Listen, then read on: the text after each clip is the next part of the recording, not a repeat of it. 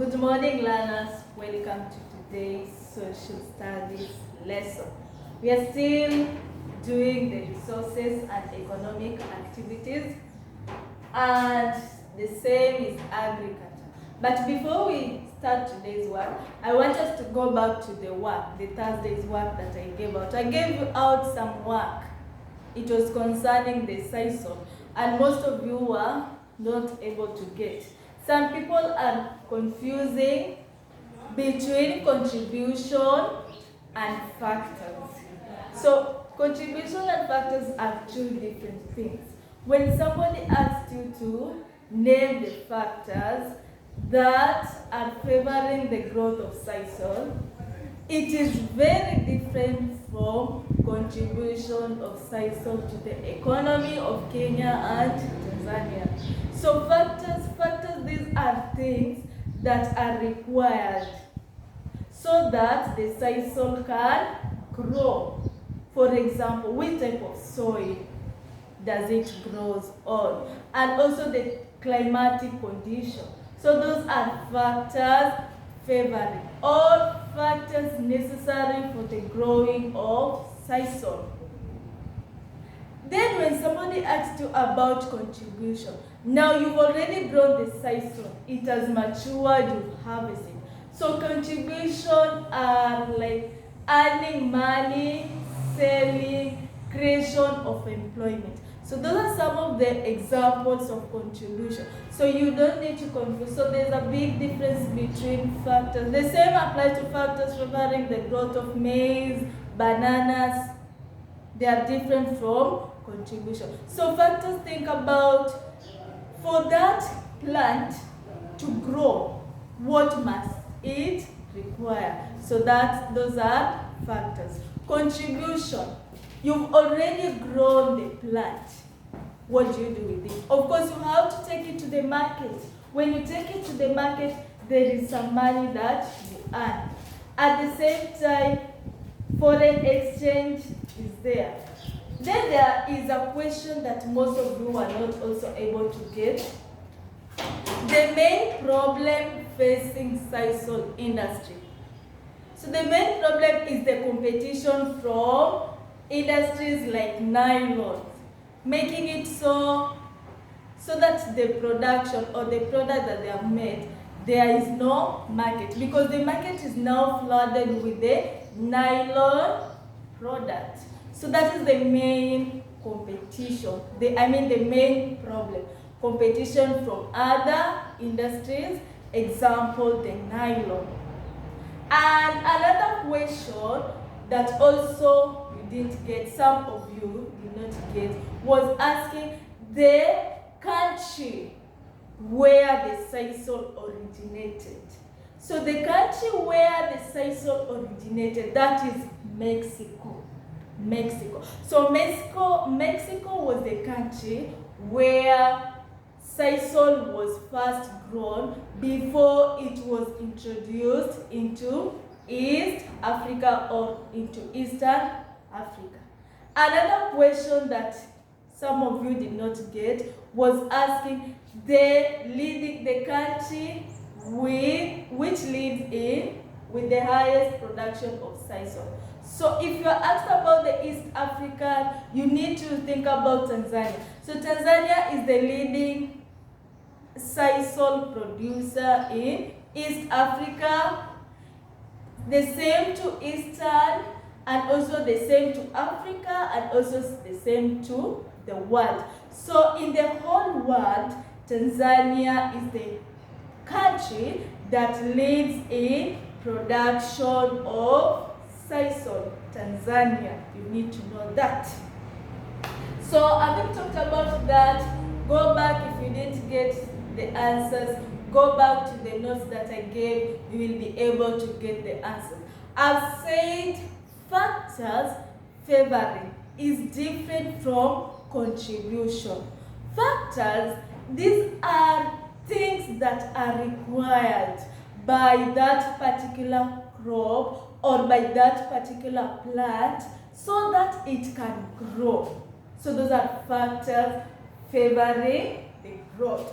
or factors that are necessary for the growth of a particular plant. Contribution. Now the plant has already been grown.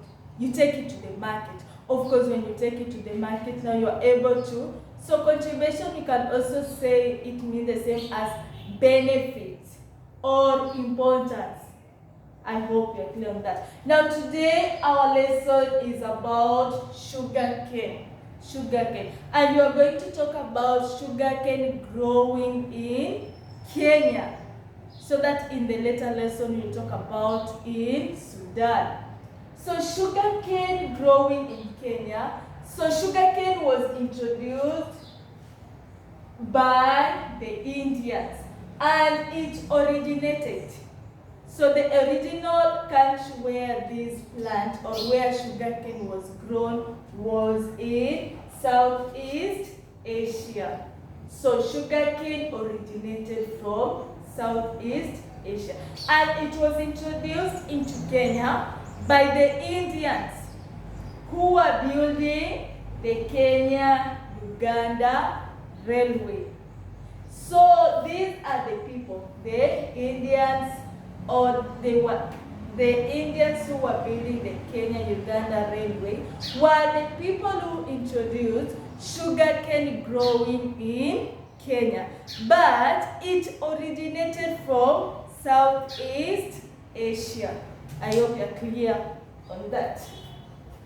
Then, after, of course, we said that it was introduced by these Asians or by the Indians who were building the Kenya-Uganda Railway. So after they completed building the Uganda Railway, they were allowed now to settle in Kenya as farmers.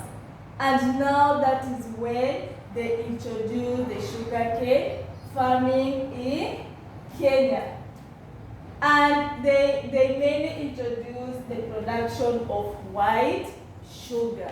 In market, when you go, you will realize that there is white sugar and also brown sugar. So the white sugar was introduced by these Indians, the ones who were building the Kenya-Uganda Railway. And also after introducing it, they also established large scale. Large scale means where they were growing sugarcane in large farms. So these large farms included, or the estates included Miwani. And Miwani is found near Kisumu. And also in Ramisi. Ramisi is found in Kwale. So these two places is where the Indians introduced the practicing of large scale or large estate of so that they can produce white sugar. I hope you are clear that. And before these Indians came, of course, our grandfathers used to grow variety of sugarcane. But they didn't grow it for the production of sugar. So the main reason why they were growing the sugarcane is that they were chewing it as a fruit. Most of us have chewed sugarcane. And in science you are told if you want to make your teeth to be strong, then you need to chew sugarcane. So our grandfathers or our great-grandfathers, they also planted sugarcane, but they were using it or they were eating it or chewing it as a fruit, not to produce anything else, but just like a fruit. And also, they were using it to produce brown sugar, which was used in beer brewing. So those were the main reasons why our grandfathers were planting the sugarcane, to chew it as a fruit and also in the production of beer brewing. I hope you are clear in that. Then, now that the whites or the Indians have been allowed to settle, they have now grown sugarcane in large scales in Miwani and also in Ramisi in Kwale. The government now decided to establish settlement schemes to boost the production of sugarcane. And these estates included Moroni, Songor, and also Kibigori. So Kibigori is also near Miwani. And the main reason why the government decided to establish this estate was to encourage the farmers to continue growing sugarcane in large quantities. Are we together? I hope you are clear on that. Then the demand, now that the people are growing a lot of sugarcane, so it means that the consumers are also increasing. So due to the demand of sugarcane or of sugar, the government now decided to set up Moroni and Chemelil sugar estate so that it can also boost the production of sugar. I hope you are clear on that. And later on, the same government now decided that now these two are not enough. Let us establish another sugar factories. So that is when they decided to establish Mumias Sugar Company, and it was established in 1970. So Mumias Sugar Company was established in 1970.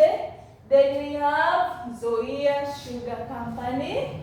It was established 4 years later after Mumia Sugar. So this one was established in 1974. We also have South Nyanza Sugar Company, which was established in 1976, so that they can help in production of sugarcane in Kenya, because now the demand was high. The people who are consuming the sugar had increased. Therefore, the supply also was to increase. That's why the government decided to establish these 3 factories, sugar factories, to boost the other 2 that were established earlier. That is Moroni and Chemeli. And the first one was Mumias, which was established in 1970, then followed by Zoia Sugar Company, 1974, and also South Nyanza Company, 1976. So this is what happened, or this is a small history about sugarcane growing in Kenya. So you need to know that sugarcane was introduced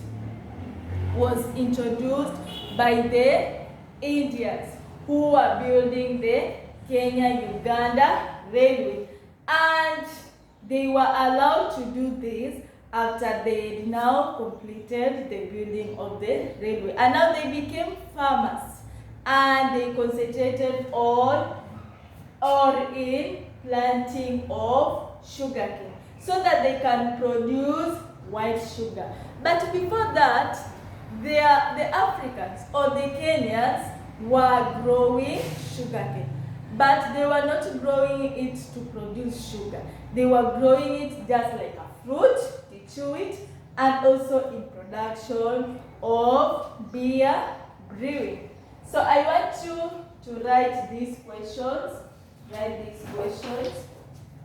want you to write these questions down. Write these questions down. It's the same about sugarcane. So activity. Number one.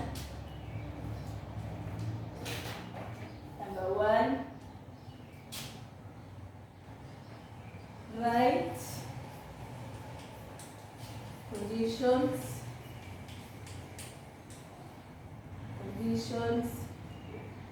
favoring the growth of sugarcane. Right? Conditions favoring the growth of sugarcane.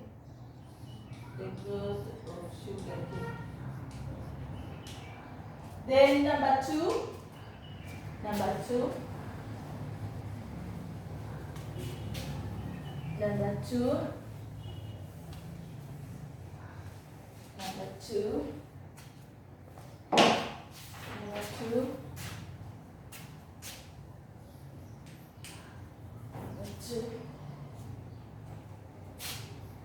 Name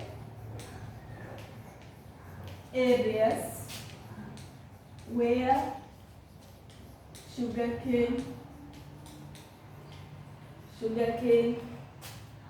is grown in Kenya. Name areas where sugarcane is grown in Kenya. Then the last one is mention contribution. Mention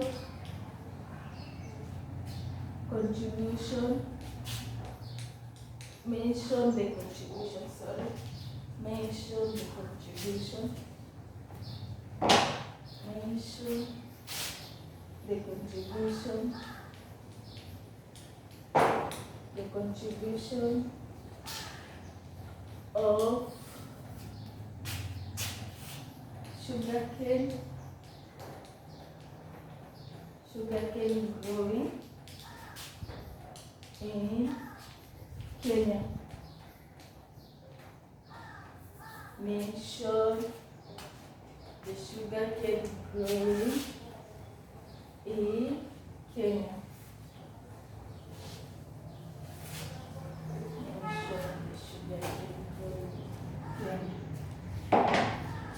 Then we have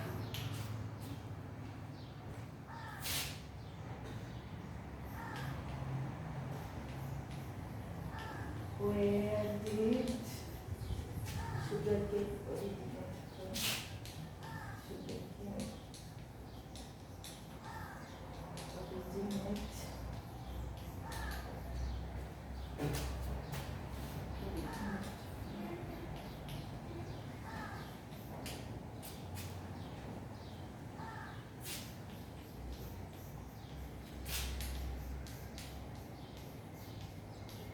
To introduce sugarcane growing from sugarcane.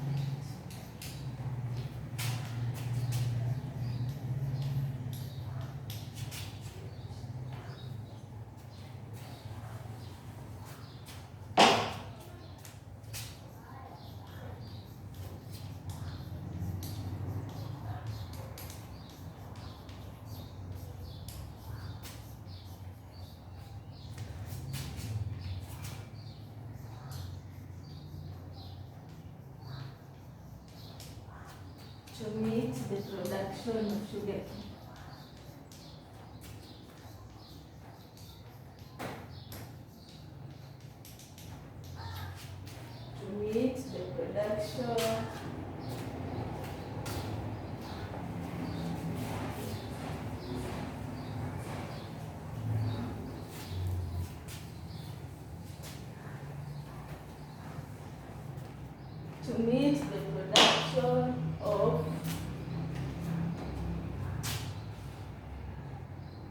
with the production of sugar.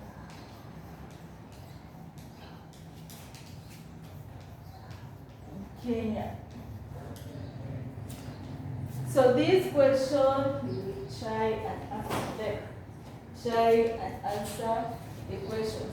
Remember that I said there's a big difference between conditions favoring the growth of a particular plant and contribution of that plant to the economy of a country, a particular country.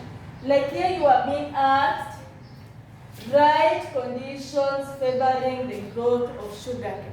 For sugarcane to grow, what are some of the factors that must be there? So you will write for me the conditions that are necessary for the growing of this plant.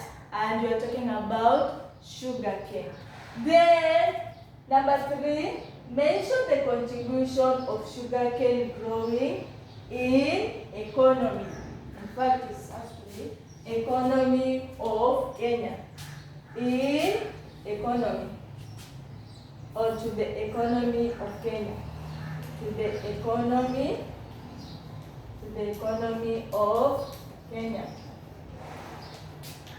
So contribution, I say the benefits of growing that sugarcane. What are some of the benefits? Of course, you can say it has created employment to many Kenyans. Remember the areas where this sugarcane are grown. People are being paid after you harvested your sugar. Okay, you take it to the factory. After that, it is not just free, you have to be paid. So it is, one of the contributions is that it is a source of income to Kenyans who grow it. So I want you back at home to do these questions. Next lesson now we will talk about sugarcane growing in Sudan. Today we only talked about in Kenya. So in our next lesson, we will talk about the sugarcane growing in Sudan. Until next time, have a blessed day.